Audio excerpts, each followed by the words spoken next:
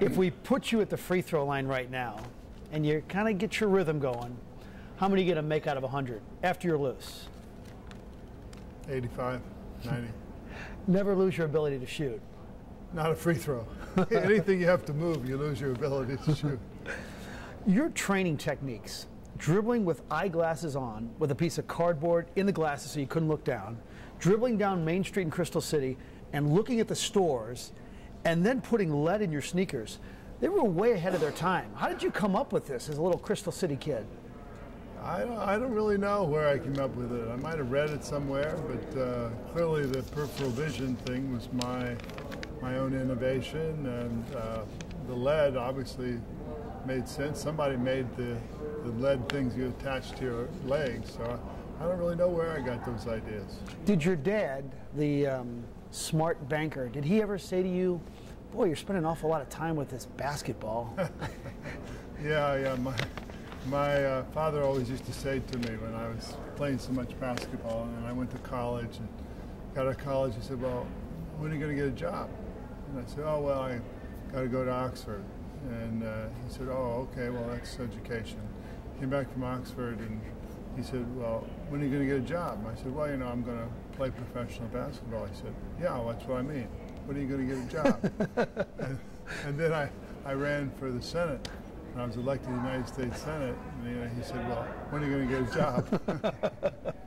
In the history of the country, if you factor in Player of the Year, gold medalist, Rhodes Scholar, 2 world championships, All-Star games, Hall of Famers, and U.S. Senator, who's accomplished more? Do you ever look in the mirror right now at age 67 and say, oh my goodness, I did some things? I really don't.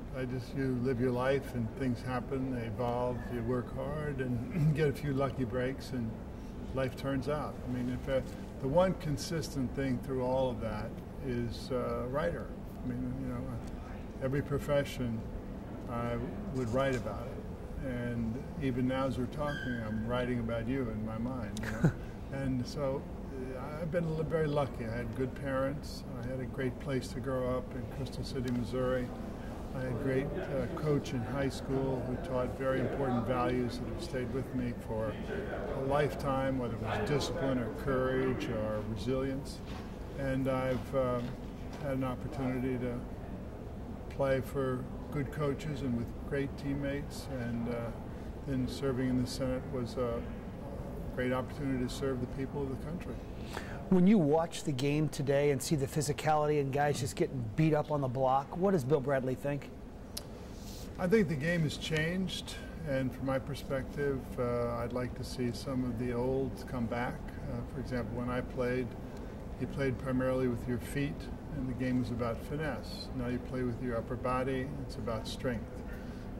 I think the three-point rule is a mixed blessing. I mean, the way I learned was the maximum movement of team in order to get the easiest shot closest to the basket.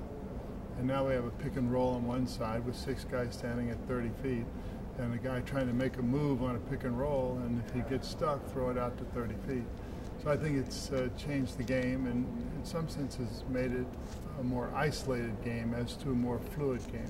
Yeah, in fact, I was going to ask you about that it's a clear out for the star player, and yet your Knicks team had 5 star players, and nobody cleared out. It was all... No, we didn't clear out. We all flowed together, and the thing that made our team as good as it was that any one of the 5 players on the floor at the end of the game would and could take the shot, the final shot. There wasn't one person who was going to get it. At different times, different games, it was a different person, and we all knew that.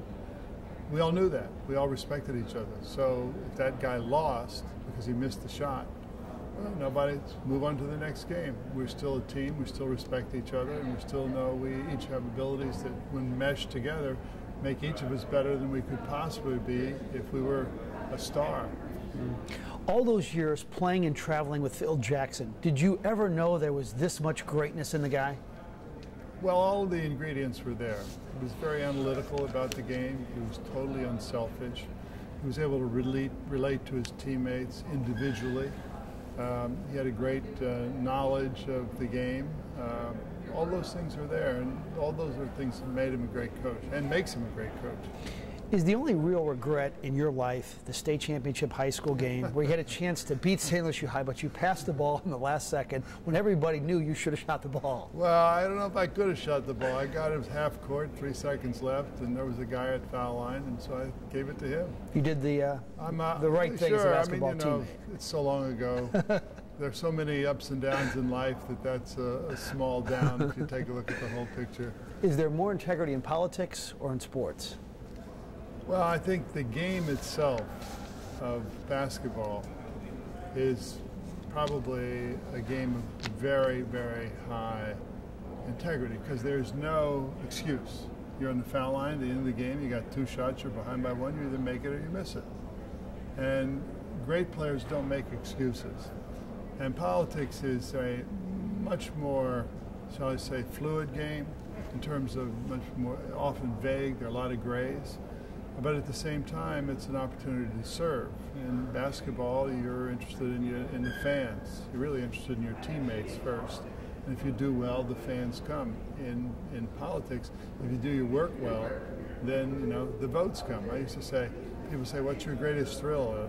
Was it being a United States Senator for 18 years, or was it winning 2 world championships?" I said, "Well, no question. The greatest thrill was winning 2 world championships. The greatest honor was being elected to the Senate, but all that gave you is a chance to work 16 hours a day to prove the people weren't wrong by the time you run for re-election."